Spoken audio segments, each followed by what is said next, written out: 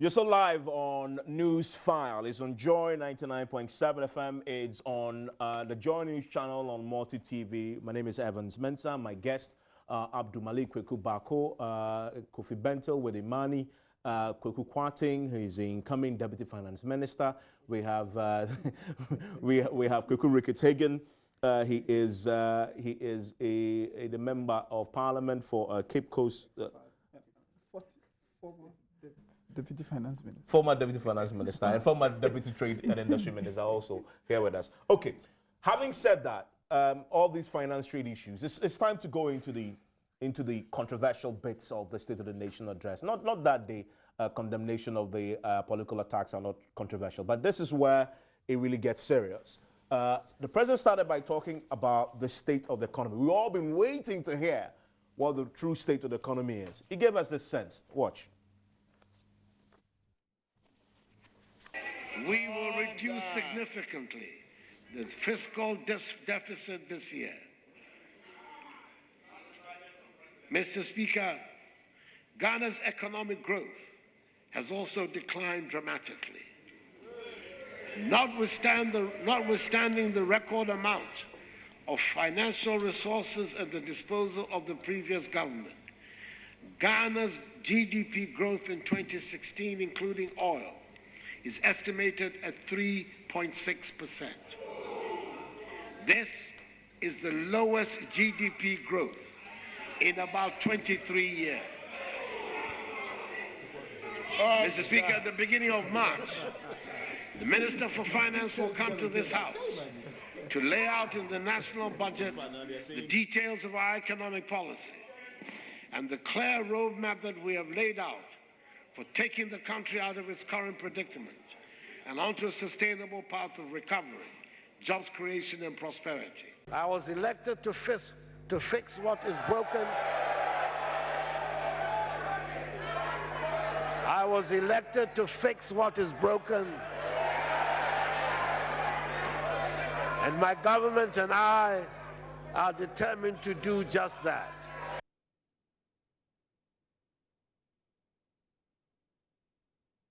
So many things he said about the economy, but there are a few headliners that attracted the controversy. One, he says our debt to GDP ratio is 74% to GDP, right? That's what he said. Now, the minority quickly disputed that. They said it can't be true. In fact, the former Deputy Finance Minister, who is now the minority spokesperson on finance, not Kweku Ricketts-Hagen, Keselato Forsi, said, how can you even be so categorical about the debt to GDP ratio when we don't know the GDP? He says the Statistical Service is in the process of gathering the data to determine what a GDP is. So how do you make that conclusion? Okay, that's one. And then he also says, when the president says that the NDC administration in 8 years has accumulated more debt than all of our presidents and our governments since independence combined, 92% of our debt, the president claimed, was because of the NDC's 8-year administration. And our debt currently, in real figure terms, $122 billion. And then they also accuse the president of being selective amnesia. He forgot, they say, conveniently to mention inflation going down. He forgot to talk about the sinking fund, one of the best things they said they've ever did. Okay, so that's where the controversy really revolved. But there are bigger issues with the economy about where we go from here. How do we even deal with the reality?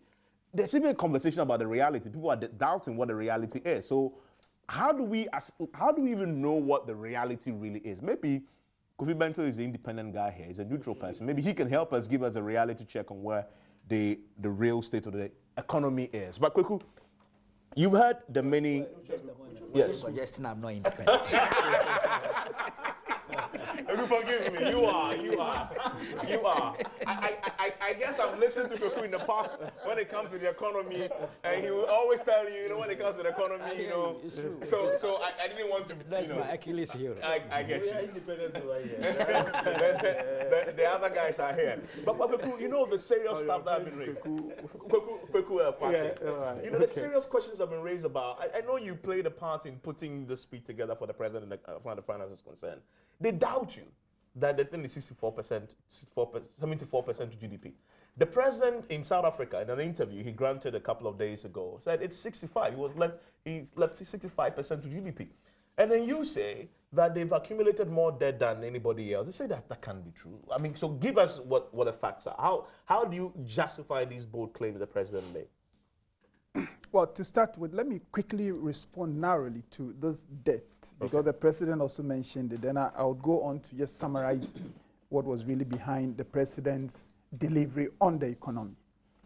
I have before me the 2016 media review by the NDC administration, and they give a nominal GDP of about 166 billion Ghana cedis. And you see, when they do this, they're saying that by close of the year, this media review was, I think, in July, August. And they say by close of the year, this is what we project the nominal GDP to be. And then at the close of the year, the figures are being firmed up. There's a sense in which I agree with them. They are still provisional. But that is what we have. They are provisional. They will continue to be provisional until they are revised. So occasionally new information comes in. They revise. The variation normally would not be any big. And my good friend here knows it. So that's why we are all comfortable using the provisional figures. The provisional figure we have right now for 2016 GDP is about 165 billion Ghana cedis GDP. The debt stock is 122 billion. The Bank of Ghana is giving that to us. The debt management division of the Ministry of Finance confirms this figure. If you divide, what do you get? And we can all do the division. If viewers are watching, they can do the division. 122 divided by 165, and you get 73.9. So if you round it off, 74. 74. So if people say, okay, we grant it to them. It's not 74, it's 73. Let's even grant it to them.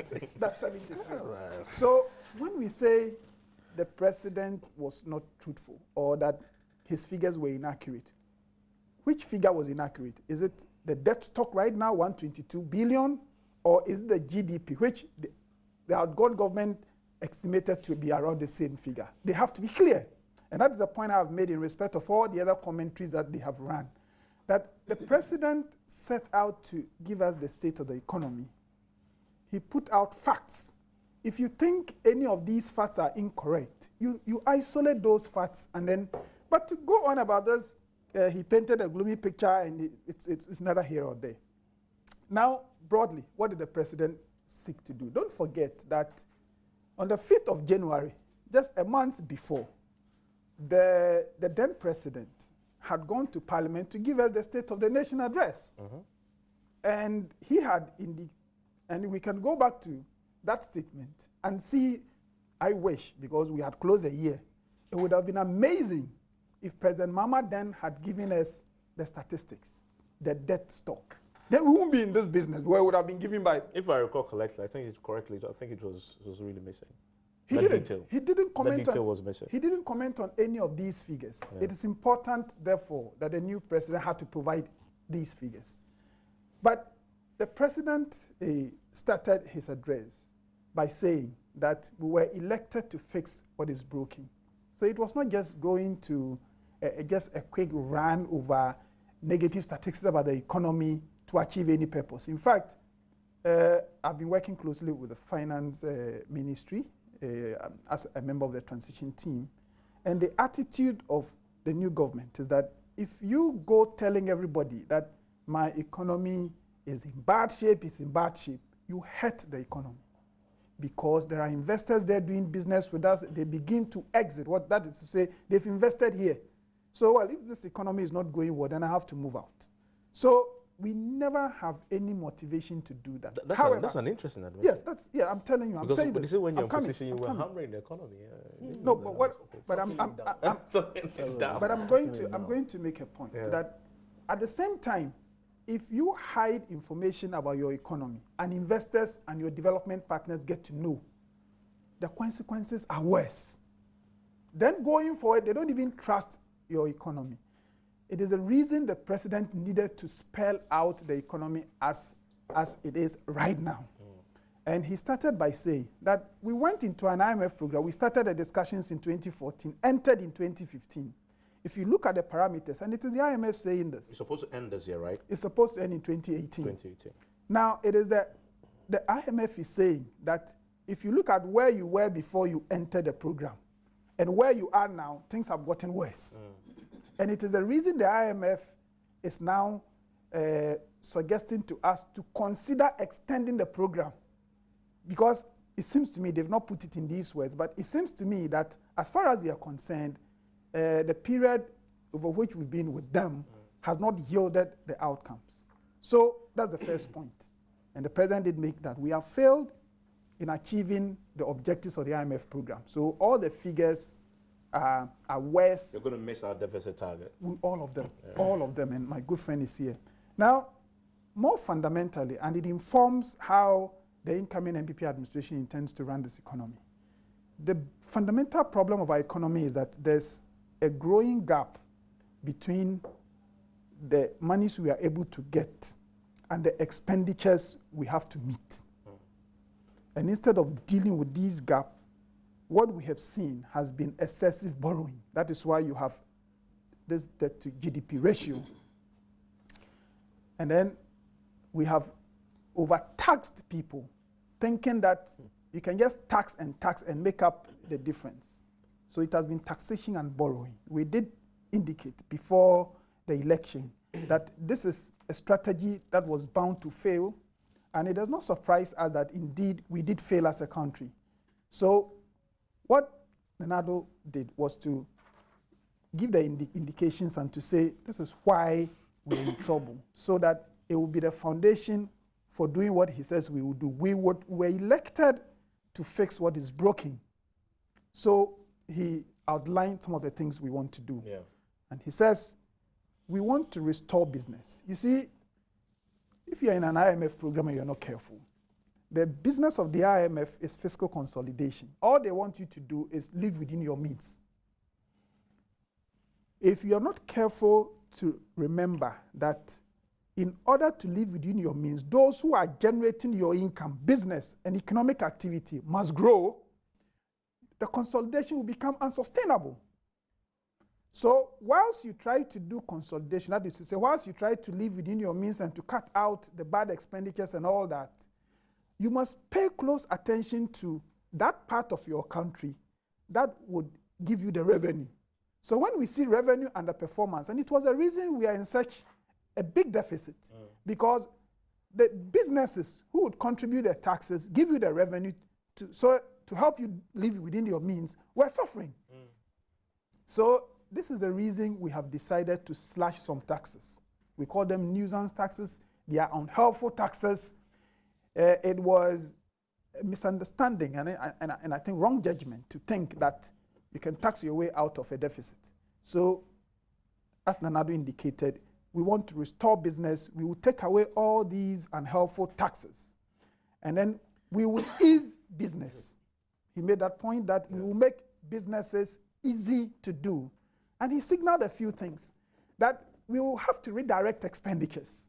Traditionally, we have expenditures that are very rigid, and you have statutory funds, that have made the economy very rigid and difficult to manage.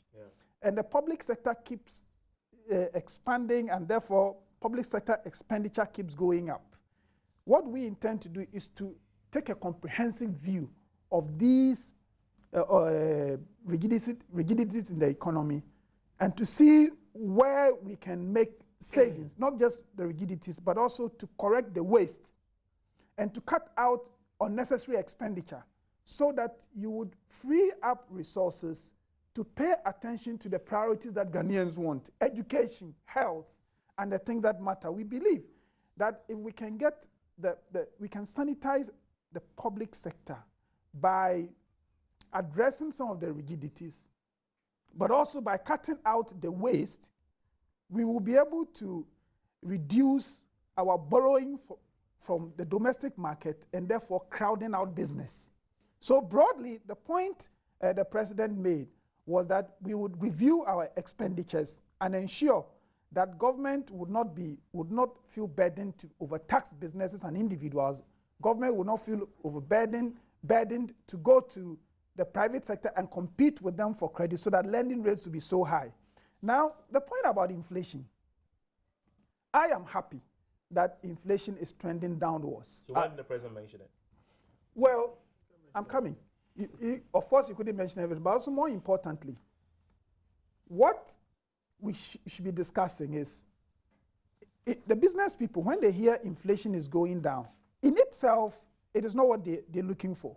What they're looking for is that if inflation goes down, they want lending rates to follow. I mean, inflation going down must mean something, not for its sake. So what has been lacking, and I hope that Rekit will be able to address that inflation is going down, and that which should have given businesses and we individuals the comfort that we can now go to the bank because inflation is going down. Interest rates must follow because interest is a phenomenon coming out of inflation.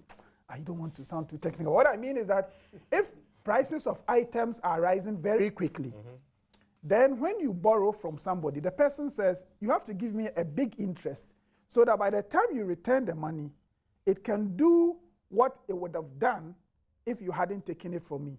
So everybody expects that when you say inflation is going down, then interest on the money should follow. So are you suggesting that maybe the inflation, the disconnect suggests that the reducing inflation might be artificial? It's not really. Well, I don't want to be making those statements. Because if it's not following, then what's happening? It is something we are examining, and it's our determination to make sure that the two synchronize. It is when the economic management strategies are wrong, then you have all these abnormal things happening in the economy. We will fix them. So that's the thing. If at all the president, and we tried to make the speech as brief as possible, and I think it was, and many people liked it. If we were expanding it to capture all these things, the president perhaps would have then examined why inflation and interest rates, there's this disconnect. And those who are commenting on inflation, we'll be happy to hear from them what they say about this. Now, ultimately, we would continue ensuring that we live within our means, but also we would ensure that the businesses that would generate the jobs, we would give support to them. That is going what I saw a stimulus package in the thing. Many. Well, whatever you call it. No, that's how the president termed it. Yeah, This is going to be a stimulus. We're going to roll out many things in the economy as an invitation to business.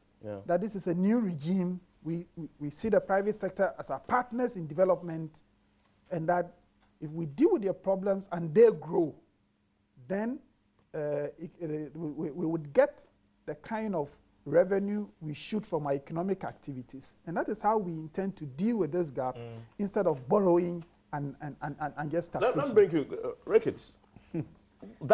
He's dealt with the controversy about the debt to GDP ratio. He's done the calculation live on set. You disagree with that still, or you concede that that's what it is? Well, he's done a cherry picking calculation.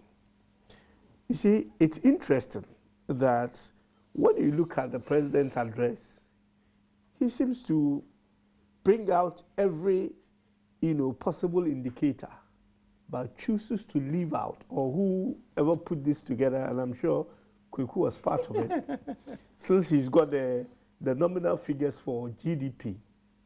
I'm just wondering why that wasn't put here, so that we will know the GDP that the president was using to calculate to arrive at the 74%.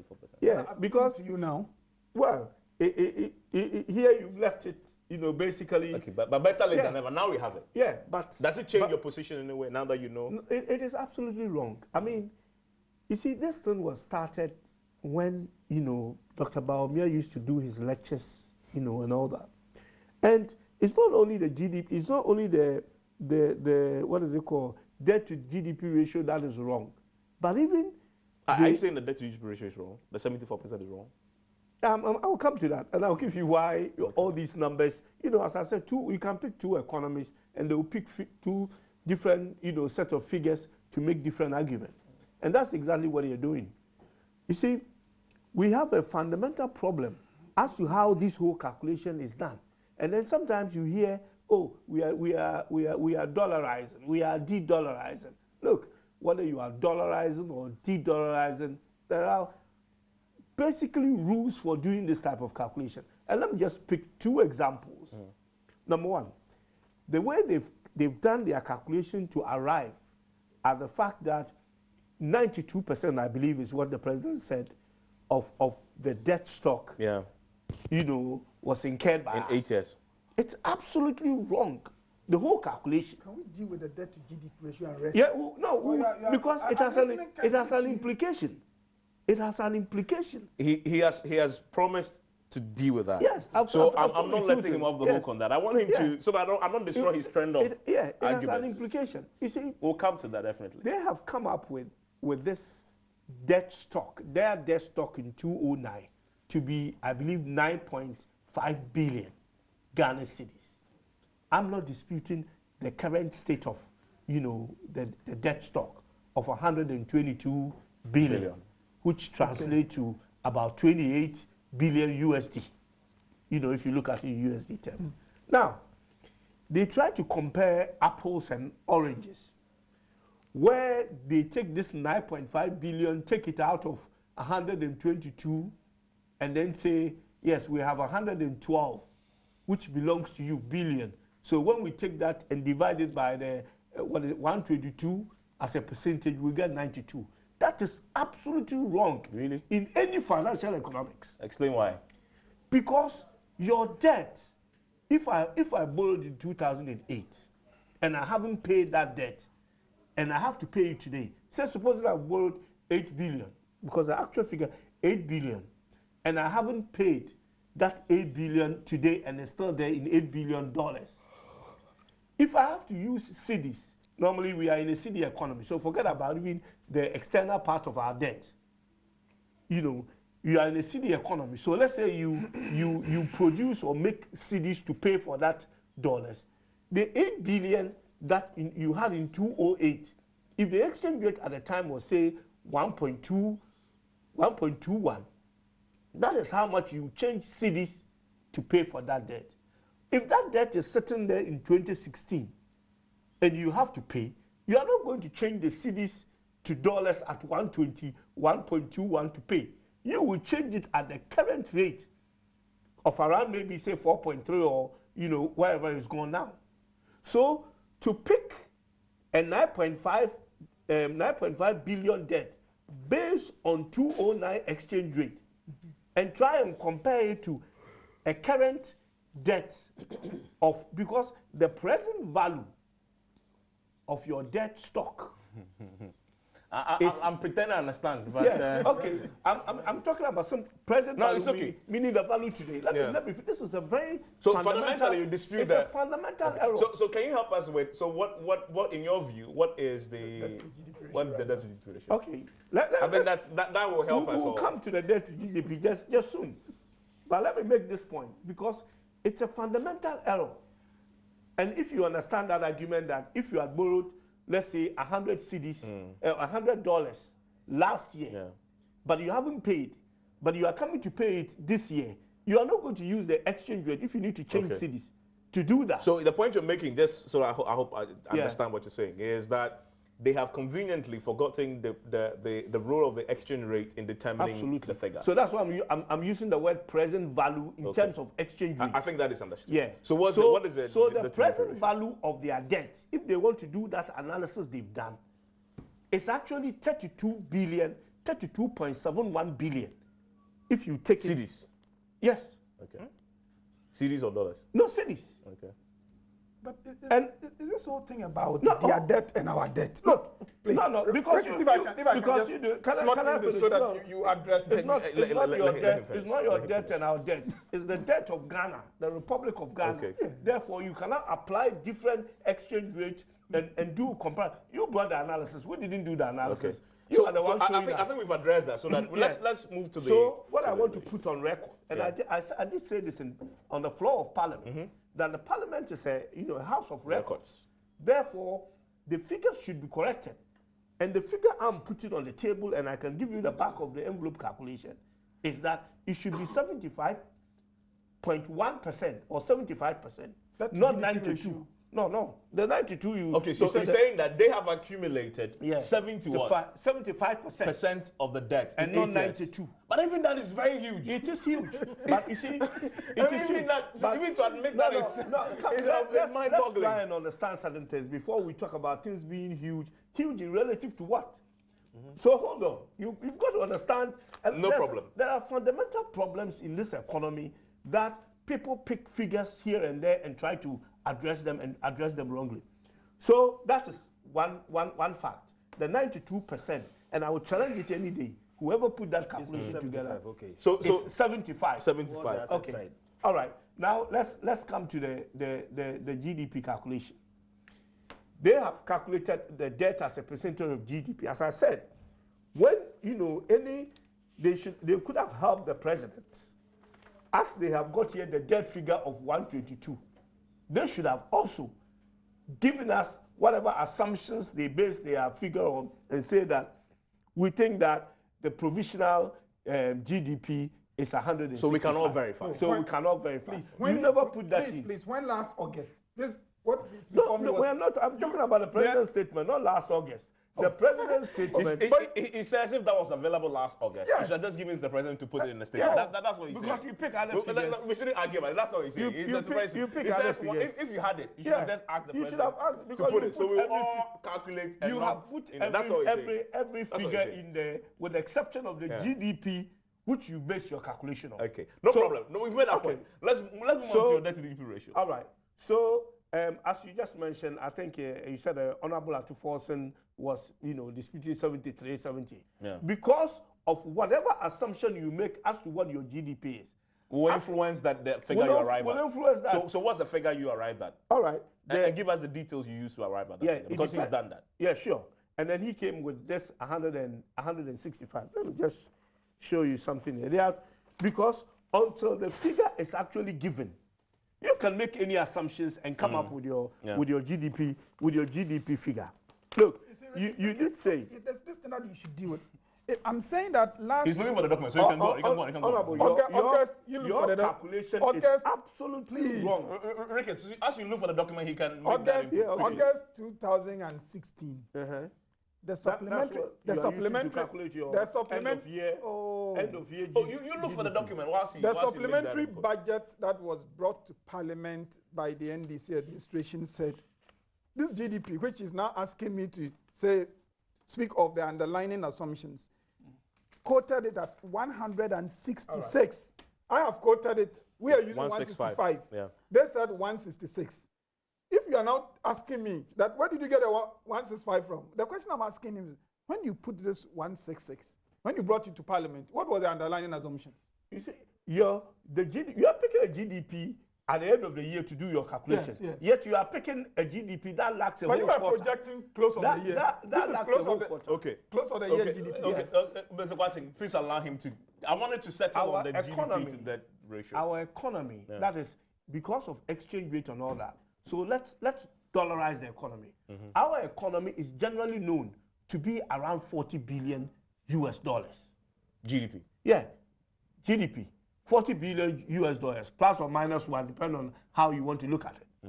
Okay? Now, if you use that, let's say if you do plus or minus, you can do between maybe say 40 to 41 billion or whatever. If you use that and convert it at the end of year rate back into cedis, you will get nearly about just under 180 billion Ghana cedis. If you do that calculation, your GDP will be around what the president was saying. Okay, as I'm saying, there are different GDPs you can choose. Honorable Forson did. Yes, depending on the assumption you are making. Based on what you are doing, you are saying, if I look at your figure, what you are saying is that your GDP is around 38 billion US dollars. Your figure you have used, the 165. But this economy is a $40 billion economy. So you have taken 2 billion of it to make your argument to be able to arrive why at the figure. So No, convert your answer. No, your figure that you got there. Mr. Hagan, he's provided his source. And I'm telling It's you a document you provided. Yeah, and I'm telling And you he's that, even reduced does it he from agree 66 to that 166, Does he 165. agree that the economy is a $40 billion economy? the economy is a $165 billion economy.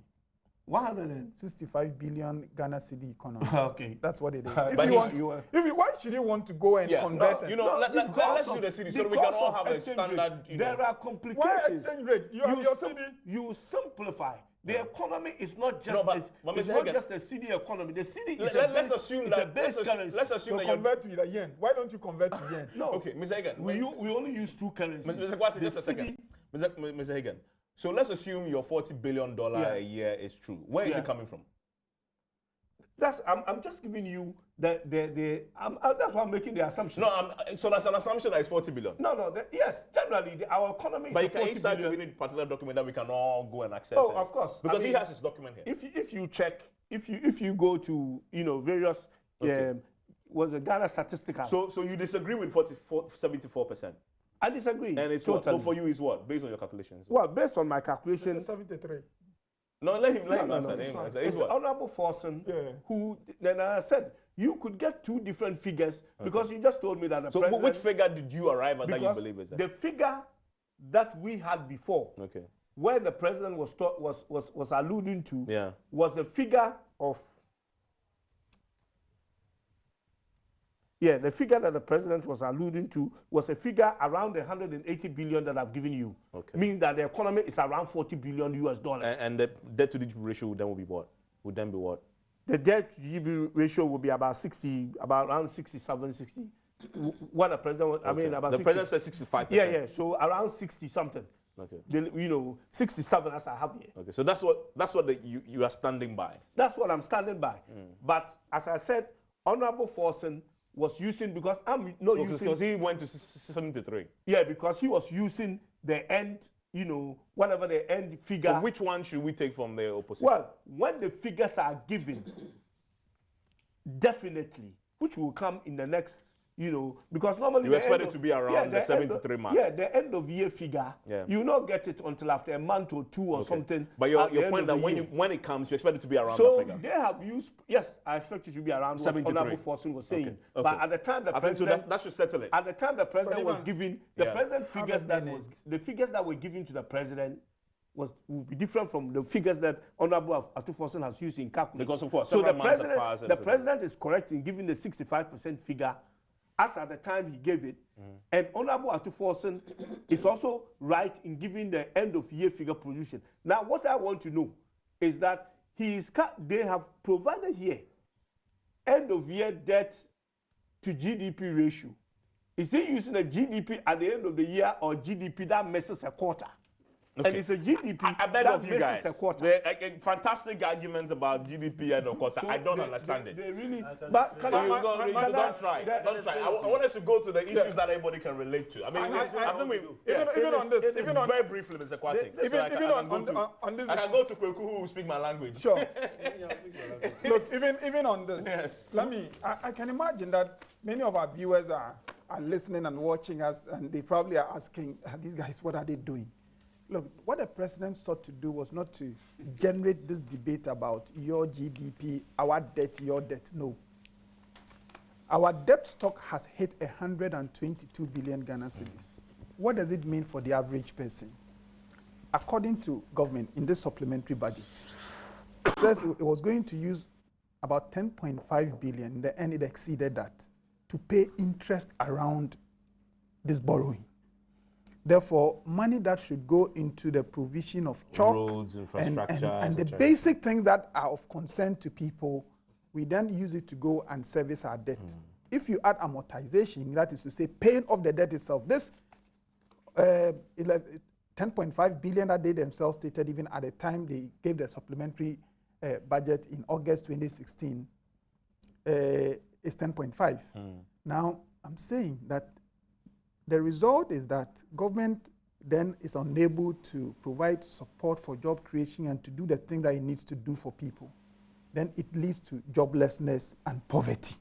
That is really the discussion the president wanted to promote. And I would have wished that those who are criticizing the president would say, no, it is okay to borrow.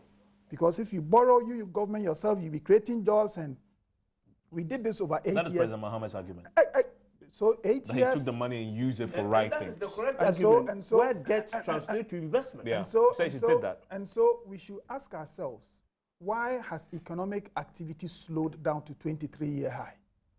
After doing all the right things. You see, this discussion, I have it as a technical person, because until we know the things, You're just picking one figure. and until we know the things that went wrong, we can never fix them. I think we should agree that this borrowing and taxation is not working. Okay. The president says we are changing course, and we want you to be engaging with that instead Okay. of going Let on about me this. forgive me, gentlemen. Let me bring in Kofi. necessarily a good economic argument. Kofi, help me relate. I'll avoid the Yeah, numbers, help and us there's a relate. reason why. But this is the sum of it, okay? Today, as we speak, our economy is bad. Our debt is unsustainably high. Our debt is at epic levels. Now, this debt is money that government has borrowed and is supposed to have used to do certain things. When you borrow money, you use it for something, you have to get a return. Rich hospital is there, nobody's being taken care of in that place. You have a situation where over 70%, sorry about the number, but I'm being safe, is being spent by government machinery. What I mean is paying salaries of politicians, civil and public servants, and taking care of the work that they do. Now, if we are spending all our money and there are just about under 600,000 people, there are 27 million of us. We are working hard and we are paying taxes, and 600,000 people are spending 70% of that money. Now, these people are supposed to be providing what is called government services. You need a passport, you need tax clearance certificate, you need your gutters clean, you need the hospitals running, you need the schools running. They are doing a terrible job at that and still taking all our money. Now, there's small money that is left, which is supposed to go into roads and all that kind of thing. We are not seeing that much.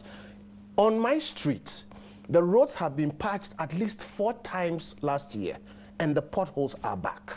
All right. So, as for the numbers, I'll tell you why we should be careful about the numbers. About 4 years ago, Imani was interacting with the World Bank about the Ghana Statistical Service. And to be blunt, the government itself does not believe statistics coming out of the Ghana Statistical Service. And those of us in civil society, when we have to do real work and our work has been acclaimed elsewhere, we have to triangulate. You take statistics from Statistical Service, you take it from World Bank, take it from IMF, and take it from a number of other places, including CIA. Yeah. And then you find, where it goes. You know that stuff. Yeah. And then you get to a certain point where you know where you're going. And we said that, look, statistics must be held secret. We have to have a national consensus on how we generate certain key pieces of statistics. For instance, inflation. We were able to determine at a certain time that the basket of goods that were used to determine inflation was flawed. Something like pure water was not in there. Pure water is one of the things that both rich and poor people use. So, first thing we need to do is fix this issue that leads to this kind of banter between politicians, that it is 10, it is not 10, it is 20. We need to do that. Then we know where we are going. Otherwise, we are not managing anything. But the long and short of all of this is that the MPP has inherited a mess. You have epic levels of debt. And you have a situation where the tax net has not widened. I'm keeping out the numbers, but the fact is, the same small group of people who are paying taxes are the same small group of people that they are going to have to rely on. So revenue is not going to increase. Meanwhile, you have a situation where, look at how many V8s were sold, okay? And you are going to have to spend this money trying to replace all these vehicles. Government is too big, government is too expensive, too little money goes to take care of ordinary people. That is where the poverty problems and other things are coming in. Now, this government has committed to do something like free SHS. It has committed to pay all kinds of things, all right? It is going to have to need money for that. Already we've exhausted our debt, sources. So we are going to be in some kind of trouble.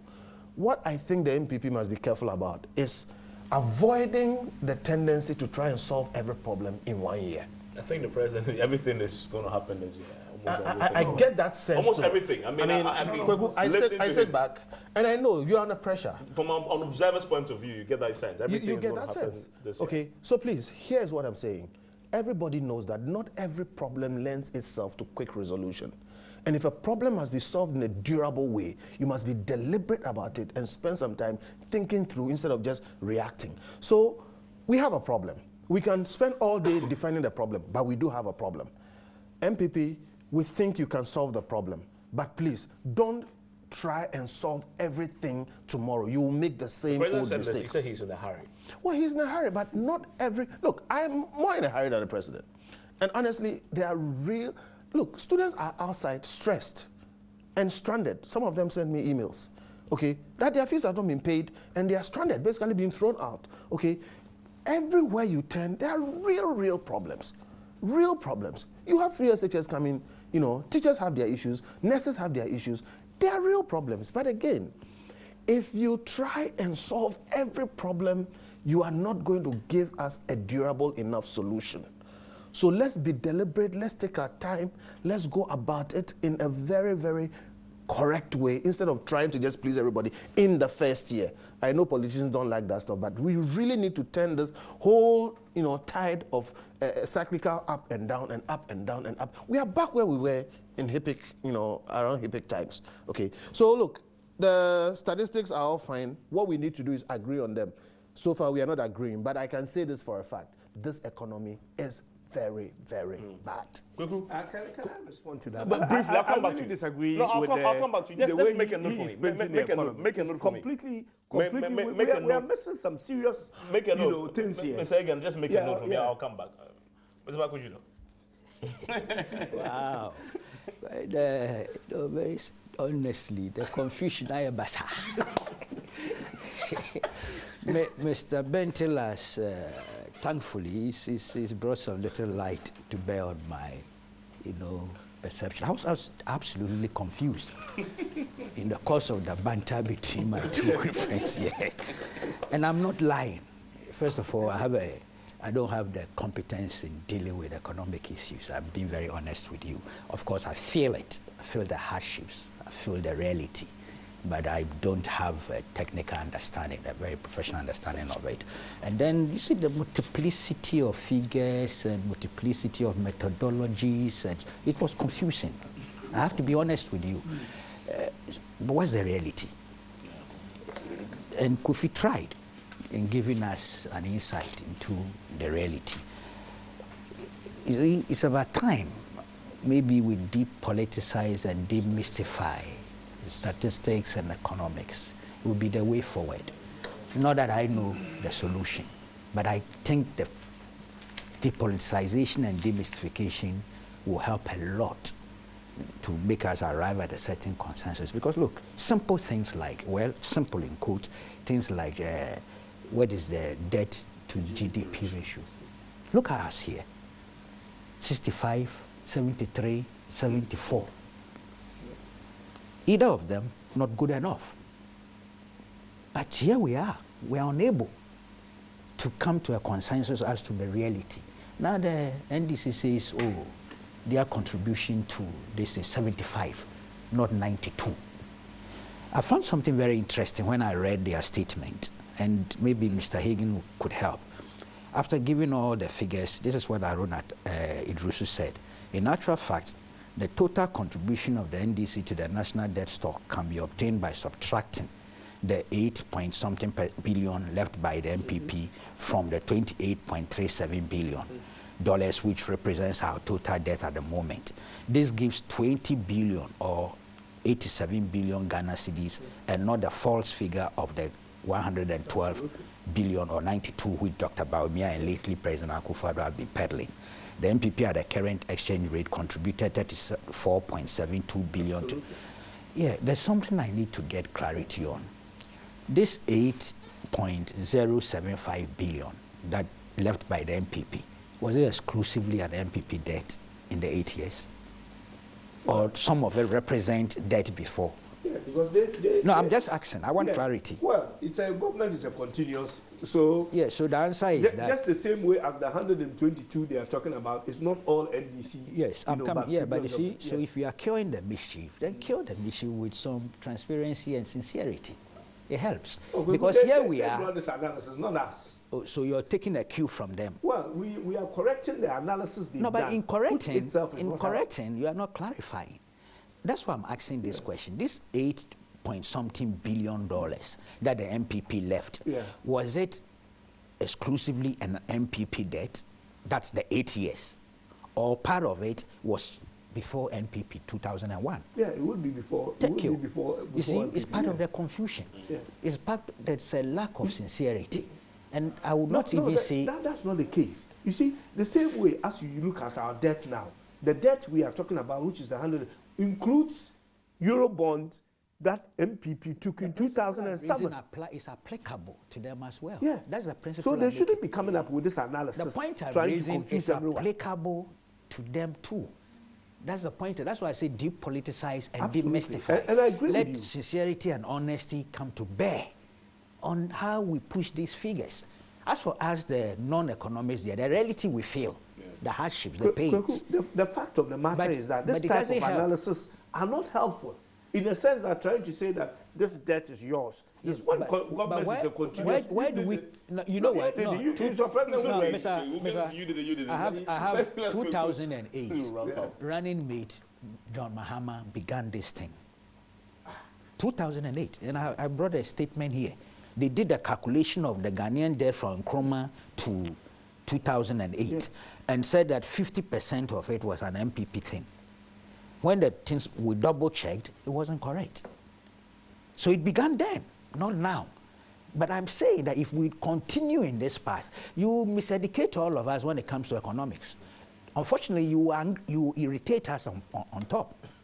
I wish this type of analysis actually doesn't happen. Okay, so when it exhausted on this. Yes, because first of all, it's confusing and it's irritating. Let me hear Mr. Benton. I'll come back to you. I am making a humble plea to the politicians.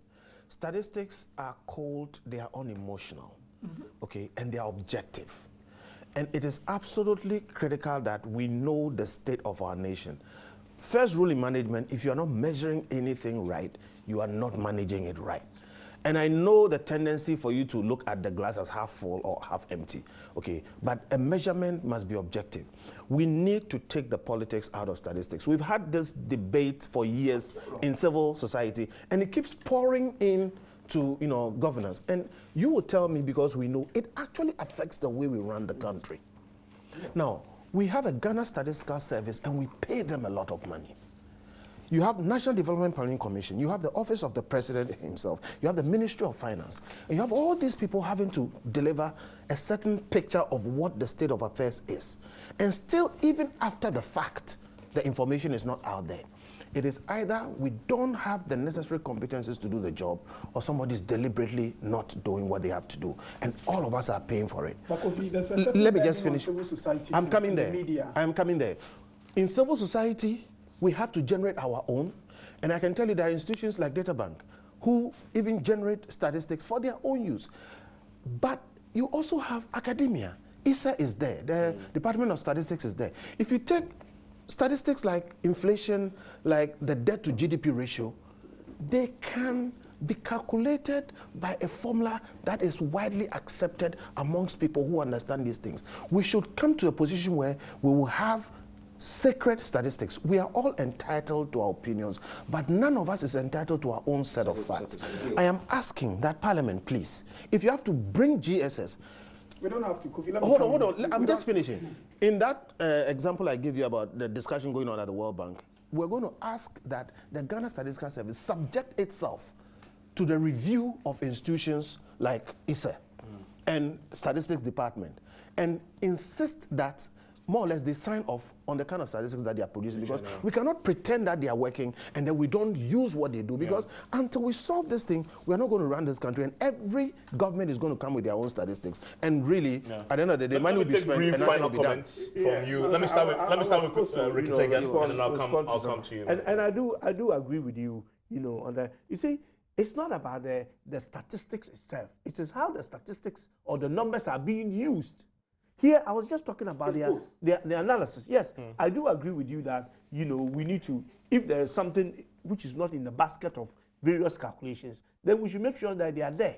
We cannot just say that, the statistics are not correct. I mean, I believe that the JSS people are doing a good job, but there may be certain things in there that we need to look at and see. I mean, inflation basket can change from time to time depending on what you want to put in. But it is how you use. I would not, this kind of analysis that we do to say that I did better than you and all that must stop, because government is a going concern. I mean, when you have left some debt, somebody, we're talking about the objective figures. Absolutely, but for opinions, everybody can it's have the way the figures are being used. The analysis that was done here, which was read by the president, was not done by Ghana Statistical Service. It was done by the political, using your figures. Well, and they use your 2016 media Absolutely. review. We check. Absolutely. So on the basis of that, they were correct. But the biggest, on the basis of that, they are not correct in the sense that if you are looking at end of year debt, and then you are taking a GDP, which lacks a whole quarter. We're going back that to is, the debate on there's that. a question. So there's something you said I needed to, and that is to do with saying that we have borrowed and overborrowed. When you are looking at an economy, you've got to look at what the economy is actually borrowing for. There is a normal borrowing in an economy where the economy borrows and maybe for recurrent expenditures and other things. Then you can look at certain numbers and say that, oh, you have overborrowed. But when the borrowing is actually being translated into investment, I mean, Kasua interchange is an investment. Circle interchange is an investment. Rich Hospital, which you did mention, is an investment. Roads that we have built in this country are all investment. So as far as I'm concerned, you borrowed and used the money wisely. Translated. So you've got to look at that. And then you don't just look at it and say, oh, your debt is, 70% or 80% of GDP. That is 7 billion. And therefore it's all of those projects is a fraction of the amount you borrowed. And we all know those figures. All those projects. Kasua Interchange, Circle, Ridge, all of that. There's a final figure. You are the one who doesn't want to use numbers. Yeah, but so you have to force me to. You are creating an impression that is wrong. This is not. So you can aggregate the value and the amount is that's why I say you don't want to use figures. Don't use figures. I mean, once you go into that argument, the question then becomes figures, so don't use how much did you use for what? We shouldn't go into the figures. We'll start. Quick, wrap it up. Wrap it up for me. Let's move on. When Kofi was speaking, I did make the point that there's a certain burden on the media and civil society too. I have tried to use the best figures available from our institutions. I've quoted 165. I've even quoted the budget statement prepared last August 2016. I have done the division here.